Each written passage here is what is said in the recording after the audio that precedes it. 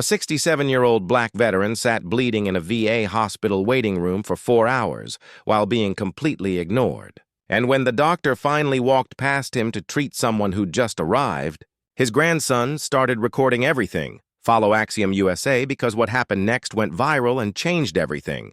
Sergeant Major James Washington, a decorated Vietnam veteran with a head wound that wouldn't stop bleeding, watched as Dr. Patricia Chambers dismissed him with 3 words that would end her career. "He can wait," treating this elderly man in his worn military jacket like he was invisible, like his service meant nothing, like the blood dripping down his weathered face was somehow less important than younger white patients who'd arrived hours after him. But here's what this arrogant doctor didn't know. She was ignoring one of only 19 living Black Medal of Honor recipients, a man who'd saved 17 American lives under enemy fire and took 3 bullets doing it. And when the hospital director arrived after the grandson's desperate phone calls and saw what was happening, he demanded immediate treatment. That's when James Washington slowly stood up with his military bearings still intact, despite 4 hours of humiliation, reached into his worn jacket with his weathered hands, and pulled out a small blue case that made everyone in that waiting room go completely silent.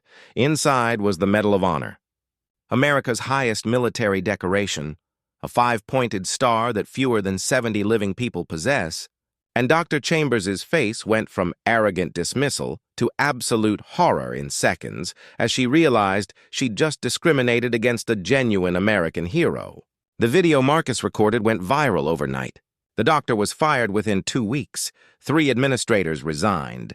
The entire VA facility was investigated and eventually renamed the Sergeant Major James Washington Veterans Center. And the nationwide scandal triggered reforms in veteran care across the country, all because one family refused to accept that a man who'd bled for his country should be made to bleed again while being treated like he didn't matter.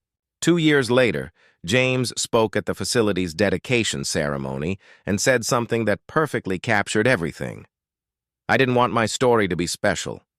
I wanted it to be impossible, but since discrimination still happens every day to veterans without medals or cameras, maybe the real lesson is building a system where everyone gets the dignity they deserve, not because of what's in their jacket, but because service demands we honor those who served."